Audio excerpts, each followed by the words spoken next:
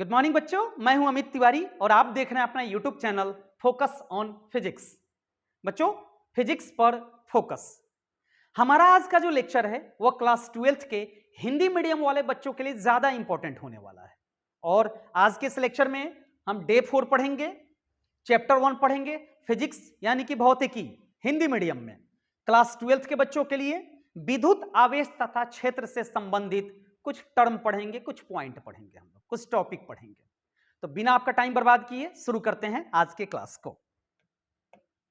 आज के क्लास का बाबू पहला टॉपिक है विद्युत आवेशों के मूल गुण, यानी कि basic properties of electric charges. विद्युत आवेश का बहुत गुण होता है, लेकिन उसमें मेन कौन कौन सा है उसको पढ़ने चल रहा है बाबू। इसके पहले वाले लेक्चर में विद्युत आवेश के बारे में बहुत सारी चीजें हम पढ़े थे। विद्युत आवेश क्या होता है, विद्युत आवेश कितने प्रकार के होते हैं, विद्युत आवेश तथा द्रव्यमान में क्या संबंध है, विद्युत आवेश का मात्रक कितना होता है और कौन कौन सा होता है, विद्युत आवेश का विमीय सूत्र, कौन सी राशि होती है, बहुत सारी चीजें पढ़े थे। तो इस क्लास को शुरू करने के पहले ज्यादा बेहतर होगा कि आप डे 1, डे 2 और डे 3 पढ़ के आएंगे तो ज्यादा समझ में आएगा। फिर भी मैं आज के क्लास को आपको समझा दूंगा। टॉपिक है, पहला गुण है मौलिक गुण, फर्स्ट प्रॉपर्टी, मौलिक गुण। इसको इंग्लिश में कहा जाता है fundamental property. Fundamental property English word भी कुछ जान लिया कीजिए, क्या पता कि एमसीक्यू में कुछ ऐसा हिंदी दे देता है जिस हिंदी का मीनिंग ही आपको पता नहीं होगा, तो इंग्लिश देख करके उसका फाइंड आउट कर सकते हैं कि वो कहना क्या चाह रहा है। सो स्पेशली एमसीक्यू में यूज होते हैं।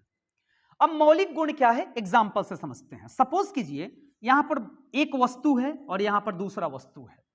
पहले वस्तु का आवेश धनात्मक है, दूसरे वस्तु का आवेश धनात्मक है। पहले वस्तु का आवेश ऋणात्मक है, दूसरे का भी ऋणात्मक है। तब बाबू पता चल गया होगा कि इसके बीच में क्या होने वाला है, इसके बीच में प्रतिकर्षण होने वाला है। और प्रतिकर्षण किसके बीच में होता है, समान आवेशों के बीच में होता है, समान आवेशों के बीच में होता है।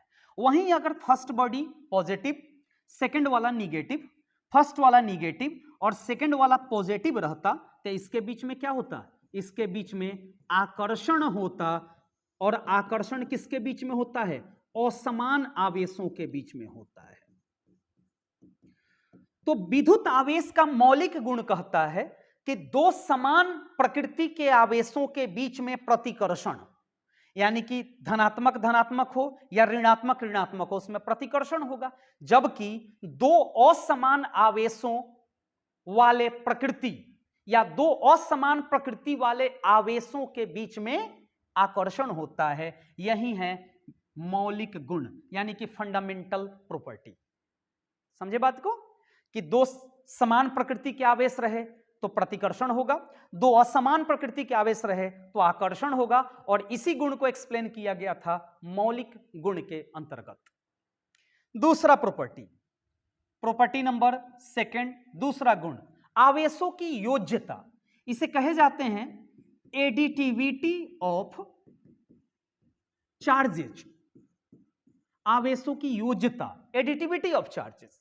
अब ये क्या है, थोड़ा ध्यान देखिएगा, एग्जांपल से ही देखते हैं। सपोज कीजिए एक बॉडी है, मान लीजिए कि यहां पर एक वस्तु है, ठीक है ना, एक बॉडी है। और आपको पता है कि दुनिया की जितनी चीजें हैं सम छोटे छोटे कणों से मिलकर के बनी होती हैं। उसमें कुछ कण आवेशित होते हैं और कुछ कण अनावेशित भी होते हैं। अब मान लिया गया कि इसमें 5 कण हैं। पहले कण का आवेश Q1 है, दूसरे का Q2 है, तीसरे का Q3, चौथे का Q4 और पांचवें को हमने Qn नाम दे दिया। n का मतलब उसमें जितना हो, Q का मतलब आवेश। अब कोई पूछ दे कि इस वस्तु का कुल आवेश निकालें, तो आप क्या करेंगे, Q1 को, Q2 को, Q3 को, Q4 को, या फिर उसमें जितने होंगे सबको आप जोड़ देंगे, ऐड कर देंगे। यही गुण है आवेशों की योज्यता। किसी एक वस्तु का कुल आवेश उस वस्तु पर उपस्थित सभी कणों के आवेशों के योग के बराबर होता है। किसी भी पिंड या निकाय, निकाय का मतलब होता है सिस्टम, और इसके बदले में आप वस्तु भी यूज कर सकते हैं, पर उपस्थित कुल आवेश उस निकाय के सभी कणों के आवेशों के योग के बराबर होता है। यही है आवेशों की योज्यता। नहीं समझे? चलिए एक एग्जांपल से समझाते हैं। सपोज कीजिए आप बाबू कि यहां पर एक चार्ज, एक बॉडी है, इसके अंदर पहला चार्ज है Q1 जिसका वैल्यू दिया है +6 कूलम्ब, दूसरा चार्ज है Q2 जिसका वैल्यू दिया है -8 कूलम्ब, और तीसरा चार्ज दिया हुआ है -4 कूलम्ब। पूछे कि वस्तु का टोटल चार्ज निकालो, तो आप क्या करोगे? Q1 को, Q2 को और Q3 को जोड़ देंगे। क्यों? क्योंकि तीन ही पार्टिकल है। Q1 है 6 कूलम्ब, Q2 है -8 कूलम्ब और Q3 है -4 कूलम्ब। अब 6 कूलम्ब प्लस माइनस माइनस, अब प्लस माइनस माइनस, तो हो जाएगा 6 कूलम्ब अब -12 coulomb is equal to -6 coulomb. तो वस्तु का टोटल चार्ज कितना हो गया? -6 कूलम्ब हो गया। अब तो समझ में आ गया होगा, और तो पूरी उम्मीद है कि आप समझ गए होंगे। क्यों? किसी एक वस्तु का आवेश उस वस्तु पर उपस्थित सभी कणों के आवेशों के योग के बराबर होता है। धनात्मक होगा तो धनात्मक की तरह जोड़ेंगे, ऋणात्मक होगा तो ऋणात्मक की तरह जोड़ेंगे। लास्ट में माइनस चिन्ह आया, यानी कि वस्तु पर लास्ट में कौन सा चार्ज बनेगा? माइनस चार्ज बनेगा, निगेटिव बनेगा। और निगेटिव बनने का मतलब इलेक्ट्रॉन अधिक रहेंगे, वहां पर कम नहीं रहेंगे। नेक्स्ट प्रॉपर्टी नंबर 3, आवेशों का क्वांटीकरण। देखिएगा, ये प्रॉपर्टी नंबर हमारा 3 होने वाला है। आवेशों का क्वांटीकरण, इंग्लिश में इसको कहा जाता है बाबू क्वांटाइजेशन ऑफ चार्जेस। कहीं कहीं इस क्वांटाइजेशन में एस के बदले में जेड भी आप यूज कर सकते हैं, वो भी सही है। इसको सबसे पहले दिया गया था एक साइंटिस्ट के द्वारा, नाम था रॉबर्ट एंड्रयूज मिलीकैन, और अप्रोक्स 1912 में दिया गया था, 1912 में दिया गया था। कहीं के रॉबर्ट ए मिलीकैन भी लिखा हुआ रहता है, कहीं पर सिर्फ मिलीकैन भी लिखा हुआ रहे। पूरा नाम इसलिए बता दिए हैं कि अगर एमसीक्यू में 2 मिलीकैन होगा तब आप क्या करेंगे, तब पूरा नाम याद रहने चाहिए। अब ये आवेशों का क्वांटीकरण होता क्या है, समझिएगा। अगर किसी ने हमसे पूछा कि सर आप कितने भाई हो, आपके कितने भाई हैं, तो हम क्या बोलेंगे? 3.5 गो भाई है, 2.25 गो भाई है, 4.25 गो भाई है, कह सकते हैं नहीं ना। अगर हमसे पूछा कि मेरे बैच में कितने स्टूडेंट हैं, या लाइव कितने हैं, या कुछ भी अगर पूछा जाए तो ऐसे नहीं ना कहेंगे 50.5 गो है, 90.5 गो है, 90.25 गो है, ऐसा कहेंगे नहीं ना कहेंगे। आपसे पूछा जाए कि आप में दोस्तों की संख्या कितनी है, तो आप क्या कहेंगे? 2.5 गो दोस्त है, 2 गो बड़ा, 1 गो आधा छोट, नहीं कह सकते हैं।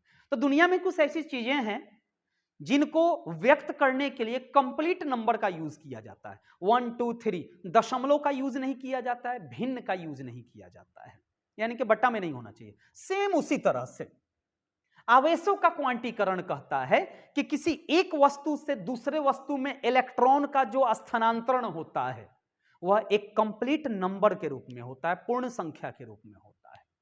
अब ये कंप्लीट नंबर क्या है देखिए, सपोज कीजिए या तो इलेक्ट्रॉन 1 निकल सकते हैं, 2 निकल सकते हैं, 3 ऐसे निकल सकते हैं। कभी भी 1.2 इलेक्ट्रॉन या 5/3 इलेक्ट्रॉन ऐसे करके नहीं निकल सकते हैं, हमेशा कंप्लीट नंबर के रूप में मिलेगा। अब ये क्या है, इसके बारे में और डिटेल अभी चर्चा करने चल रहे हैं। सपोज कीजिए बाबू हमारे पास 2 बॉडी है, ध्यान से देखिएगा, एक वस्तु यहां है और एक वस्तु आप मान लीजिए कि यहां पर है। सो ध्यान से एकदम गौर से। अब सपोज कीजिए कि बॉडी ए से, इसका नाम देते हैं ए और इसको लिख देते हैं बी। यहां पर लिख दिए हम ए, देखिएगा बाबू यहां पर लिख दिए ए और यहां पर लिख देते हैं बी। ए से इलेक्ट्रॉन निकला, बी पे चला गया, पहला इलेक्ट्रॉन निकला, तो जिससे निकला उसमें प्लस और जिस पर गया उस पर माइनस। फिर दूसरा इलेक्ट्रॉन निकल गया, तब फिर +2e और जिस पर गया -2e। इसी तरह से तीसरा इलेक्ट्रॉन भी निकल गया, तो जिससे निकला +3e और जिस पर गया वो -3e। अब बॉडी ए पर प्लस चार्ज बनेगा, क्यों? क्योंकि इलेक्ट्रॉन निकल रहे हैं, और बी पर माइनस चार्ज बनेगा क्योंकि इलेक्ट्रॉन जा रहे हैं। अब सपोज कीजिए ए से एक इलेक्ट्रॉन निकला तो कितना बनाएगा? +1e। 2 इलेक्ट्रॉन निकला तब +2e, 3 इलेक्ट्रॉन निकला तब +3e, और अगर n इलेक्ट्रॉन निकलता है तो प्लस Ne। ठीक इसी तरह से ये इलेक्ट्रॉन निकला तो किस पे गया, B पे गया, तो B पर 1 इलेक्ट्रॉन आ गया, 2 इलेक्ट्रॉन आ गया, 3 इलेक्ट्रॉन आ गया, इसी तरह n इलेक्ट्रॉन आ गया तो माइनस Ne। यानी कि बॉडी A से जो चार्ज निकल रहा है वो प्लस Ne के रूप में, और बॉडी B पर जो चार्ज जा रहा है वो माइनस Ne के रूप में। यानी कि आवेशों का स्थानांतरण या तो प्लस Ne के रूप में होता है या माइनस Ne के रूप में होता है, अर्थात आवेश का स्थानांतरण प्लस माइनस Ne के रूप में होता है। कहीं कहीं किताब में Q बराबर Ne भी लिखा हुआ है। अब ऐसा क्यों? प्लस माइनस जो होता है उसको मोड लगा दिया जाता है। फिजिक्स में बहुत गंदा लॉजिक है कि माइनस को जबरदस्ती प्लस कर देना, तो किसी किसी बुक में ये भी दिए हुए हैं। इसका यूज तब आप करेंगे जब आप न्यूमेरिकल बना रहे हो, इसका यूज तब करेंगे जब आप थ्योरी या एमसीक्यू पढ़ रहे हो। अगर एमसीक्यू में ये दोनों ऑप्शन में रहेगा तो आप फर्स्ट वाले पर टिक लगाइएगा, इस पे नहीं। अब यहां पर कौन क्या है, यहां n का मतलब हो गया इलेक्ट्रॉन की संख्या, इलेक्ट्रॉन की संख्या, E का मतलब हो गया एक इलेक्ट्रॉन का चार्ज जो कि इतना कूलम के बराबर होता है। याद रहेगा ना, जिससे इलेक्ट्रॉन निकला पॉजिटिव और जिस पर इलेक्ट्रॉन गया निगेटिव हो जाएगा। वही कह रहा है कि इस गुण के अनुसार इलेक्ट्रॉन का स्थानांतरण किसी एक पिंड से दूसरे पिंड में पूर्ण गुणज के रूप में होता है, यानी कि कंप्लीट नंबर के रूप में, कंप्लीट मल्टीपल के रूप में होगा। 1 2 3 4 5 6 ऐसे चलेंगे, 1.2 2.2 ऐसे नहीं चलेंगे। यानी कि n का वैल्यू दशमलव में नहीं हो सकता है और भिन्न के रूप में भी नहीं हो सकता है। बिहार बोर्ड में एक क्वेश्चन भी था कि बहुत सारे ऑप्शन दिए गए थे, क्वेश्चन पूछा गया था कि इनमें से कौन n के लिए सही नहीं है। उसमें एक ऑप्शन 4.2 भी था, तो दशमलव में है तो n का वैल्यू संभव नहीं है, दशमलव में नहीं होना चाहिए। क्लियर? नेक्स्ट, आवेशों का संरक्षण, फोर्थ प्रॉपर्टी, इसको इंग्लिश में कहा जाता है कंजर्वेशन ऑफ चार्जेज।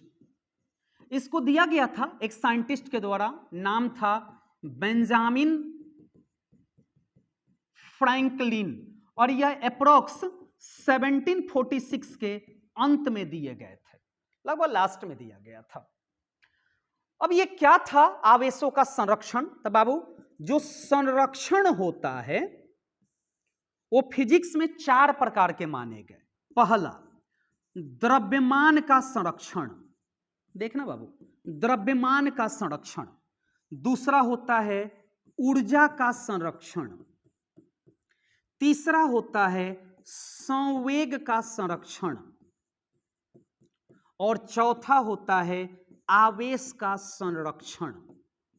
संरक्षण का मतलब होता है संरक्षित करके रखना, यानी कि बचा के रखना, बचे रहना। जैसे कि धर्म के अनुसार से बोले गए हैं ना कि आत्मा को नहीं उत्पन्न किए जाते हैं, नहीं नष्ट किए जाते हैं, सिर्फ एक वस्तु से दूसरे वस्तु में, यानी कि एक शरीर से दूसरे शरीर में स्थानांतरित कर दिए जाते हैं।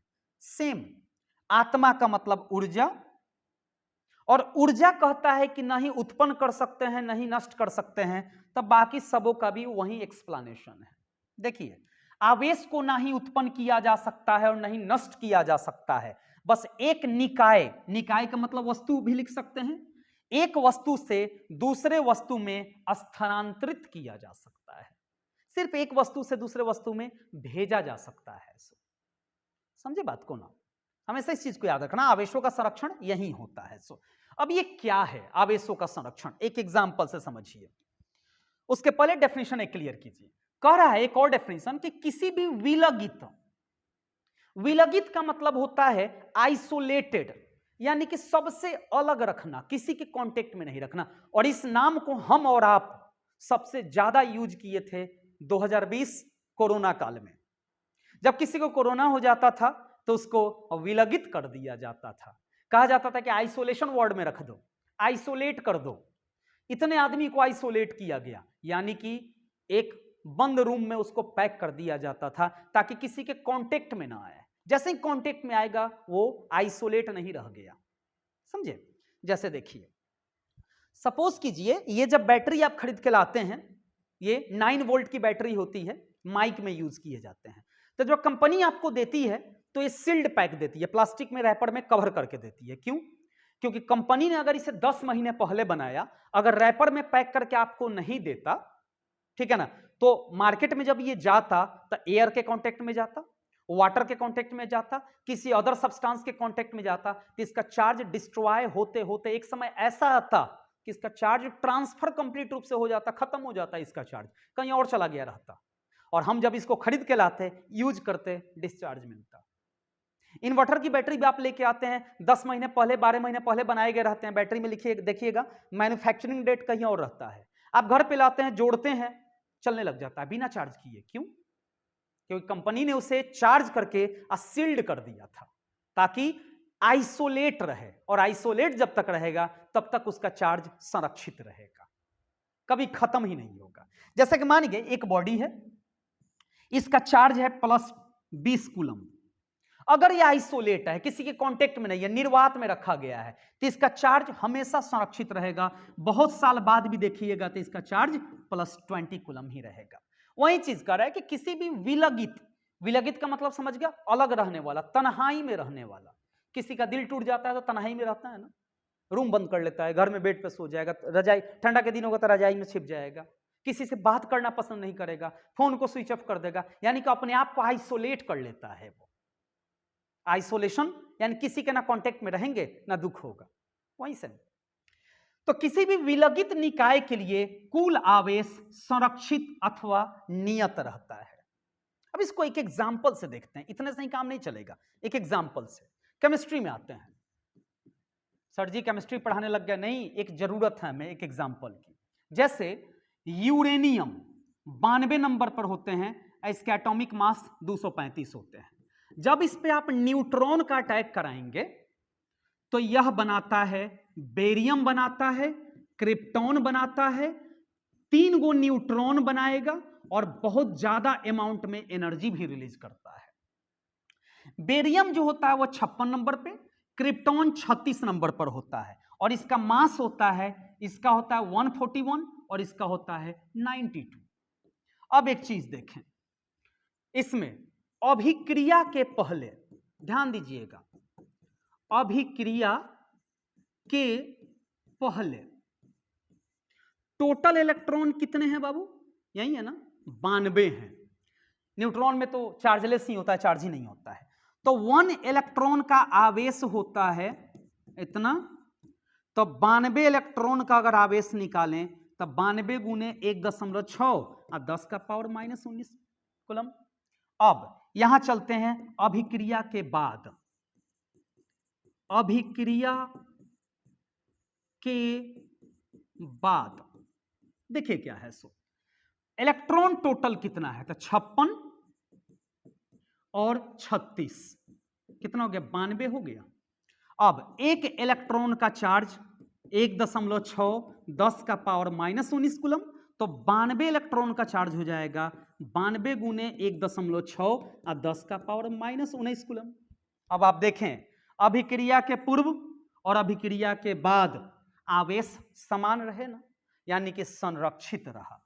इसी को कहा जाता है संरक्षण का सिद्धांत, आवेशों के संरक्षण का सिद्धांत। तो आवेशों को ना उत्पन्न किया जा सकता है ना नष्ट किया जा सकता है, सिर्फ एक से दूसरे में स्थानांतरित किया जा सकता है, बस वो रूप बदल सकता है। यूरेनियम था, ये बदल गया बेरियम में और क्रिप्टॉन में बदल गया। सो बस यही था आवेशों का संरक्षण। नेक्स्ट, विद्युत आवेश तथा द्रव्यमान में अंतर, यानी कि विद्युत आवेश और द्रव्यमान को रिलेट करके देखते हैं कि क्या बताने की कोशिश कर रहा है। देखिए ये आवेश है और ये द्रव्यमान है, ध्यान से देखिएगा बाबू। आवेश धनात्मक हो सकते हैं, किसके लिए, जितने धातु होते हैं, ऋणात्मक होते हैं जितने अधातु होते हैं, तथा शून्य हो सकते हैं जितने नोबल गैस होते हैं। नोबल गैस में कौन कौन आता है, हीलियम हो सकता है, नियोन हो सकता है, आर्गन हो सकता है। 1 से 20 में ये कितने नंबर पे, 18 नंबर पे इसके एटॉमिक मास 40 होते हैं, ठीक है ना। तो धनात्मक, ऋणात्मक तथा शून्य तीनों हो सकता है, लेकिन द्रव्यमान सिर्फ धनात्मक होता है। कभी आपने दुकान में जाके बोला है कि मुझे -10 kg चीनी चाहिए? ऐसा सुने हो कभी? नहीं। किसी बच्चे ने जन्म लिया, आपने बोला कि बच्चे का वजन 0 kg था, क्या सही होगा? नहीं होगा, क्योंकि आप पढ़े हो या ना पढ़े हो, आपको अच्छे से पता है कि किसी वस्तु का द्रव्यमान निगेटिव नहीं हो सकता है या 0 नहीं हो सकता, सिर्फ धनात्मक होगा। दूसरा, एक आवेशित पिंड के पास हमेशा द्रव्यमान होता है। एक वस्तु आवेशित है यानी कि इलेक्ट्रॉन है, और अगर एको गो इलेक्ट्रॉन है तो वह इतना केजी का द्रव्यमान रखे रहेगा। आवेश है, इलेक्ट्रॉन है, तो द्रव्यमान है। लेकिन द्रव्यमान युक्त वस्तु पर हमेशा आवेश शून्य हो संभव नहीं हो। हमेशा आवेश हो संभव नहीं है, शून्य नहीं। द्रव्यमान युक्त वस्तु पर हमेशा आवेश हो संभव नहीं है। जैसे देख लो इस सब चीज के, आर्गन को ही देख लो, द्रव्यमान है ना, लेकिन सबका चार्ज कितना होता है? 0 होता है ना। द्रव्यमान है तो कोई जरूरी नहीं कि आवेशित तो होगा, लेकिन आवेश है तो एकदम जरूरी है कि द्रव्यमान होगा ही। ठीक है ना। थर्ड, वस्तु के वेग पर निर्भर नहीं करता है। कौन? आवेश। अब सपोज करो कि मोबाइल आपका डिस्चार्ज हो गया, 2 किलोमीटर दौड़ जाओगे मोबाइल को लेकर तो चार्ज हो जाएगा। स्पीड बढ़ा दोगे तो चार्ज हो जाएगा? नहीं होगा। ठीक है ना। और लेकिन जो द्रव्यमान होता है वस्तु के चाल पर निर्भर करता है। जैसे दुनिया में सबसे ज्यादा तेज चलने वाला इस ब्रह्मांड में कौन सा चीज है? लाइट है, जिसका स्पीड कितना होता है? 3 × 10⁸ मीटर प्रति सेकंड, 3 लाख किलोमीटर प्रति सेकंड। सोच सकते हो, 1 सेकंड में 3 लाख किलोमीटर। सबसे ज्यादा स्पीड है तो सबसे कम द्रव्यमान है, लगभग 0 द्रव्यमान होता ही नहीं है। कभी सुने हो कि लाइट का द्रव्यमान हो? नहीं होता है। साइकिल अगर आप चलाते हो तो आपको अंदाजा होगा कि साइकिल का पहला पैडल जब मारते होंगे तो बड़ा ताकत लगता है कि बहुत ज्यादा भारी है, लेकिन जब वही साइकिल चलने लग जाता है तो लगता है कि बड़ा आसानी से चल रहा है। आप ऊंचाई से साइकिल को नीचे लाने की कोशिश करो, चढ़ जाओ, ढुला दो, क्या होगा? लगेगा एकदम हल्का हो गए हैं आप। तो जिस वस्तु का स्पीड बढ़ेगा उसका द्रव्यमान घटेगा। कैसे निकालेंगे? तो फॉर्मूला की यूज करते हैं, m बराबर m0 बटा 1 माइनस v²/c²। यह है क्या? m का मतलब वस्तु के चाल बढ़ने या घटने पर जो वजन में कमी हुई या वजन में जो परिवर्तन हुआ वो m होगा। m0 वस्तु जब रुका हुआ रहेगा उस समय जो वजन है, v वस्तु को आपने कितना स्पीड चलाया वो v, और c तो ये हो जाएगा, ये तो c हो जाएंगे। वैल्यू पुट कर देंगे, निकल जाएगा। नेक्स्ट, फोकस, यानी कि जितना शुरू से हम पढ़े हैं आज के क्लास में उसको एक बार रिकैप करें, फिर न्यूमेरिकल पढ़ेंगे हम लोग। पहला, आवेश के संरक्षण का सिद्धांत बेंजामिन फ्रैंकलिन के द्वारा दिया गया था। कब दिया गया था? अप्रोक्स 1746 के लास्ट में पढ़े। नेक्स्ट, आवेशों के क्वांटीकरण का सिद्धांत रॉबर्ट एंड्रयूज मिलिकैन के द्वारा 1912 में दिया गया था, एक प्रयोग करके। कौन सा प्रयोग था?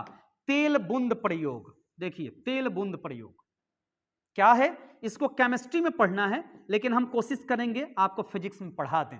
जब पढ़ाएंगे तब इसके बारे में विस्तार से बताएंगे। उसके बाद आवेशों के संरक्षण का सिद्धांत का कोई अपवाद नहीं, यानी कि पूरा यूनिवर्सल ट्रूथ है। ये कहीं ऐसा जगह नहीं है जहां पे काम नहीं करता, सब जगह काम करता है। इस ब्रह्मांड का सबसे छोटा परंतु स्वतंत्र आवेश ±e होता है। अब आप बवाल करोगे कि सर जी इलेक्ट्रॉन से छोटे छोटे भी तो पार्टिकल का खोज हो गया है। कौन सा? क्वार्क।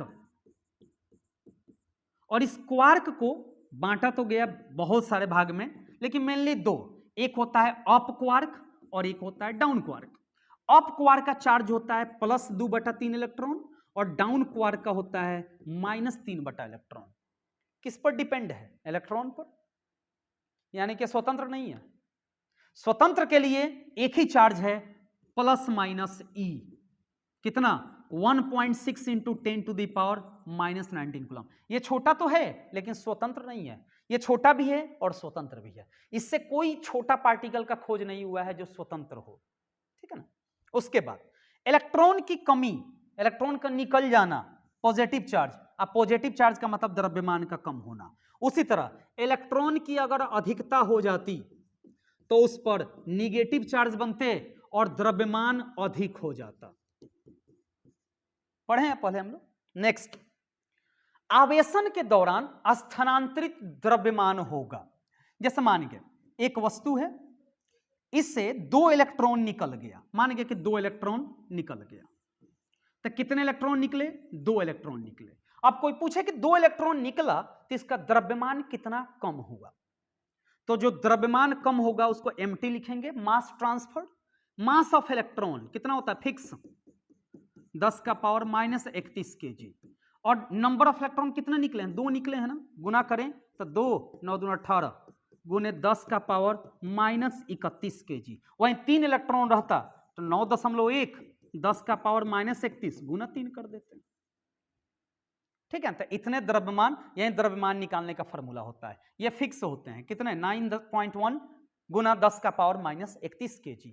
ये तो इलेक्ट्रॉन कितना निकला कितना आया वही चीज बता रहा है। अब बात है न्यूमेरिकल्स की। ये न्यूमेरिकल्स फर्स्ट नंबर जो कि क्लास 10th से मैंने उठाया है, हालांकि बिहार बोर्ड में क्वेश्चन पूछा गया है इस पर 12th क्लास में, इतना आसान क्वेश्चन पूछा गया है, एमसीक्यू में बनाए। चलिए, 1 कूलम्ब आवेश बनाने वाले इलेक्ट्रॉन की संख्या कितनी होगी? तो आपको इलेक्ट्रॉन की संख्या निकालनी है। 1 कूलम्ब आवेश दिया हुआ है तो आवेश को क्यू से डिनोट करते हैं, एन निकालना है। एन और क्यू का रिलेशन खोजिए, प्लस माइनस एन ही। मैंने बोला था कि न्यूमेरिकल बनाते समय प्लस माइनस को भूल जाओ, एन ही हुआ तो एन बराबर क्यू बाई ई लिख सकते हैं ना।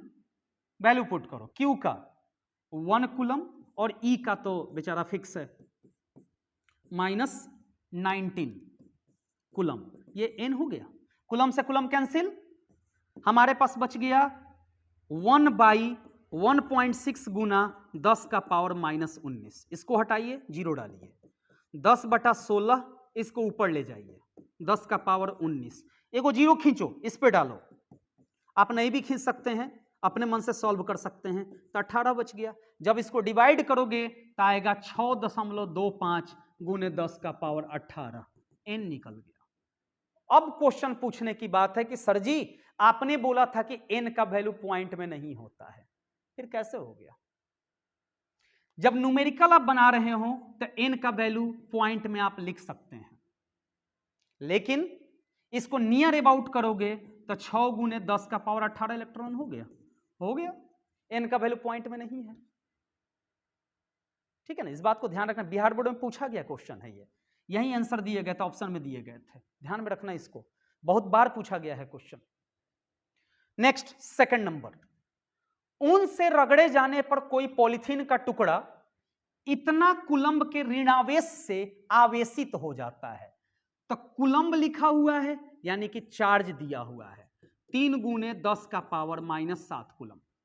ऋणावेश से आवेशित हो जाता है तो स्थानांतरित इलेक्ट्रॉन की संख्या ज्ञात करें, एन निकालने हैं। फिर वही फॉर्मूला, पॉज करो, बनाओ। बन गया? नहीं, इतनी जल्दी नहीं, पॉज करके बना लेना, बाद में मिला लेना। तो कितना? Plus minus N E, plus minus को भूल जाओ, क्यू बराबर एन ई, और एन बराबर कितना हो जाएगा? क्यू बाई ई, यानी कि हमारे पास फॉर्मूला आ गया N is equal to Q by E. अब क्यू का वैल्यू पुट करो, कितना है? 3 गुने 10 का पावर -7 कूलम्ब, और ई का वैल्यू कितना है बाबू? फिक्स, बिल्कुल। कूलम्ब से कूलम्ब गायब, दशमलव हटा, 0 बैठा, तो 30/16, 10 का पावर -7, इसको ऊपर फेंकिए, 10 का पावर +19। तो इसको जब डिवाइड करोगे तो 1.875 गुना, जब आधार सेम हो तो पावर जोड़ देते हैं, तो 19 में -7 जोड़ोगे तो 12 हो गया, यानी कि 10 का पावर 12। फिर आप चिल्लाओगे कि सर जी फिर से ये आ गया दशमलव में। बिल्कुल, आप न्यूमेरिकल में उतने पर छोड़ते हैं, ठीक है ना। इसको ज्यादा से ज्यादा आप लिख सकते हैं 1.9 गुना 10 का पावर 12, और आगे बढ़ो, 2 गुने 10 का पावर 12 हो गया, दशमलव हट गया। लेकिन ये सब एमसीक्यू में यूज होंगे, एनसीईआरटी में जो दिए गए हैं या तो ये सॉल्व करो या फिर इतना पर रोक दो, उसके आगे मत जाओ, ठीक है ना। तो ये थे आपके न्यूमेरिकल्स। दो न्यूमेरिकल्स किस पर डिपेंड था? क्वांटाइजेशन पर, यानी कि आवेशों के क्वांटीकरण पर। किसने दिया था? रॉबर्ट एंड्रयूज मिलिकन ने। कब दिया था? लगभग 1912 में। समझ में आया ना? उम्मीद तो हम यही कर रहे हैं, बड़ी मेहनत लग रही है, उम्मीद तो हम यही कर रहे हैं। खैर कोई बात नहीं है, मिलते हैं नेक्स्ट क्लास में। तब तक के लिए खुश रहिए, सुरक्षित रहिए और सबसे इंपॉर्टेंट पढ़ते रहिए। Thank you so much Babu.